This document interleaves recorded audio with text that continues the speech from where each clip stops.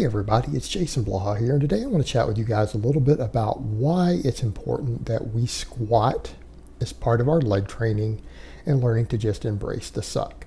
And something that you see come out of the bodybuilding world that carries over sometimes into the fitness world, and it has to do with bodybuilders oftentimes saying, look, you just get enough tension and we can do these machines and leg presses and hack squats and whatever, and we grow our legs just fine. And that's well and good for people who use very, very copious amounts of anabolic drugs, who have to do things a little bit differently because sometimes their muscles can outpace their connective tissue and they're more prone to injuries with lifting heavy and big structural lifts due to their excessive drug abuse that can weaken connective tissue and cause muscles to grow too fast.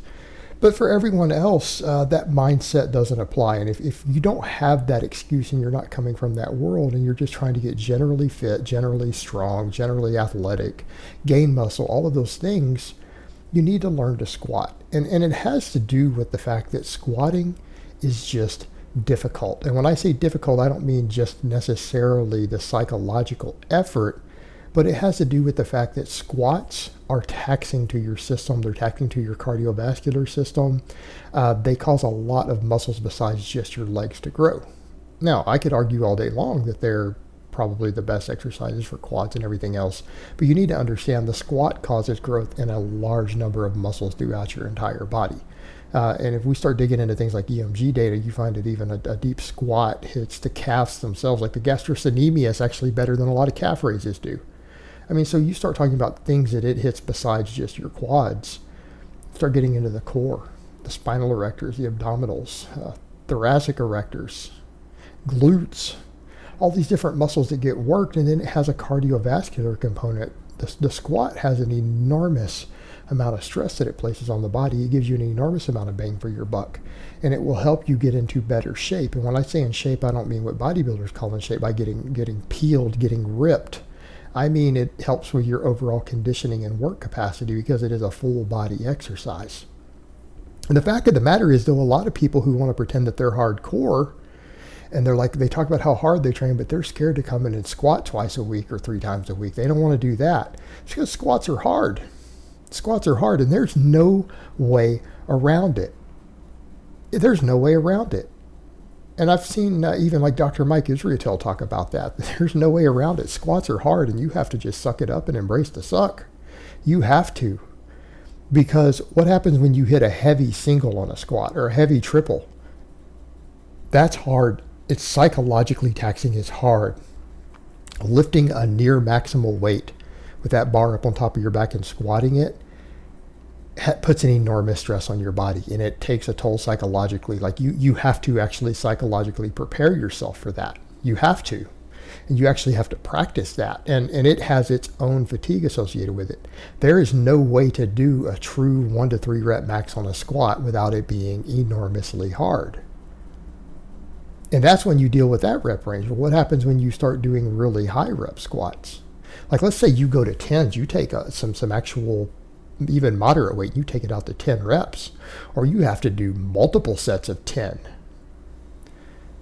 Any of you out there who don't squat, go kind of find out roughly what your max is and take 70% of your max on a squat and just do 3 sets of 10 with it, or 4 sets of 10. All right, that has its own sort of fatigue. That's a totally different animal in and of itself. Or my God, do like a 20 rep breathing squat, which is where you take like your 10 to 12 rep max, maybe your 12 rep max, and you do 10, and then you do rest pause all the way to 20 reps. Again, will absolutely floor you. I mean, if you do something like that, you've essentially done some strength work, hypertrophy work, and a HIIT cardio session. Usually when you do one of those, most people, they're on the ground breathing and gasping for air afterwards. I've done it. It's taxing, right? There's no way around it. Squats are hard. It doesn't matter whether you're going heavy for low reps or you are going for higher reps with a lighter weight. Squats are fatiguing. They're fatiguing, and they require a certain amount of mental fortitude. And they are simply part of actually training hard. And again, someone who claims that they train hard who's not doing a squat, and I don't mean you have to do just a normal back squat. It could be a box squat. It could be a front squat, a safety bar squat. Someone who's a lot weaker who can't even handle a big weight yet, even something like a goblet squat with a dumbbell or a kettlebell, right? Or dumbbell squats that you clean up to your shoulders if you're still starting out in a novice. Do those for any appreciable amount of volume. They're hard. But the dividends are absolutely enormous in terms of just work efficiency. And again, it's these people who want to pretend like they train hard and they don't do squats regularly. They don't do exercises like that regularly. And then they want to pretend that they train hard, that they're hardcore, they're doing something effective. And they always come back to it's oftentimes the smallest, weakest, evidence-based guys who will say that. Well, muscles don't care. Tension is tension. Yeah, you're talking about purely for the sake of localized hypertrophy. But you know what? The majority of people don't have time to do that. In other words, most people probably don't have more than about 4 or 5 hours dedicated to weight training every week. There's no way you're going to do that with small exercises and actually maximize localized hypertrophy in every muscle in your body. You're simply not going to do it with that sort of time frame. You're not. So those people forget that even from a hypertrophy perspective, actually getting in and really doing hard stuff like squats is going to carry over more into a hell of a lot better use of their time. Because again, so many muscles grow as a result of the squat. And then you have to factor in the other aspects of it. The conditioning aspects, the strength aspects. So let's go beyond just hypertrophy. I mean, most of you out there training, you're not training to be a physique model or a competitive bodybuilder. It's not going to be your career either to where you can dedicate endless time to it, right? You guys are probably training to get into shape and to feel healthier and to maybe get some sort of athleticism and quality of life out of it. Well, if that's what your goal is, instead of just saying, hey, I'm trying to get the biggest biceps or quads or whatever it is possible, you actually want other benefits. Because I'm sorry, a lot of these, again, evidence-based guys who are generally really weak pussies who still aren't big, they'll tout on about, again, localized tension without factoring in that, who out there who's serious about training more than a few young guys who just started out because they want to impress girls.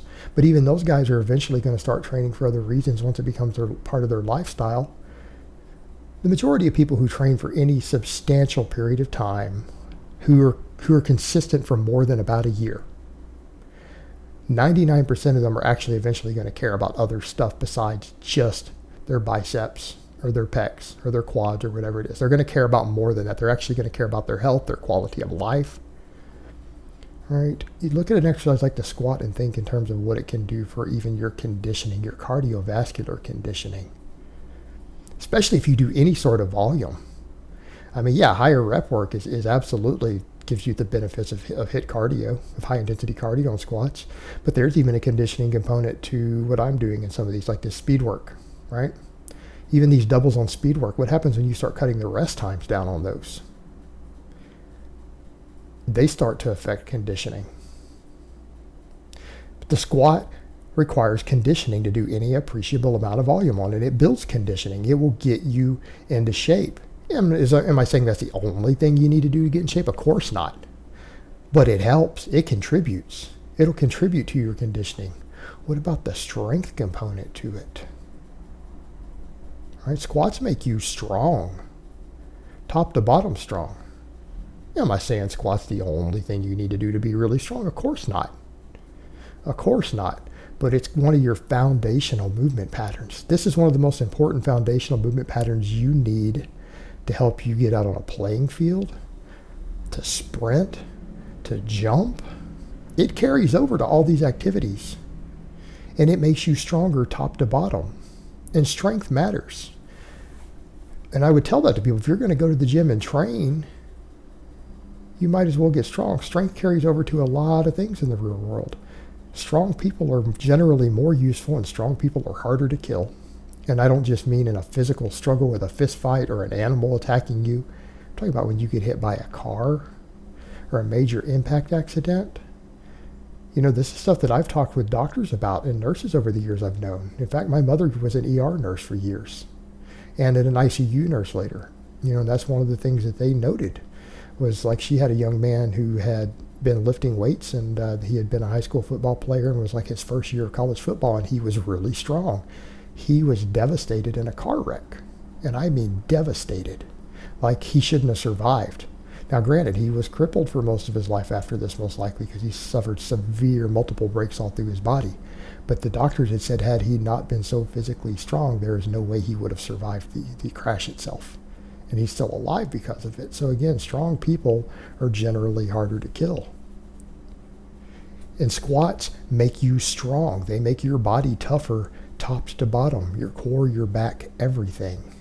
Right? And that's important. That's what I'm talking about with this.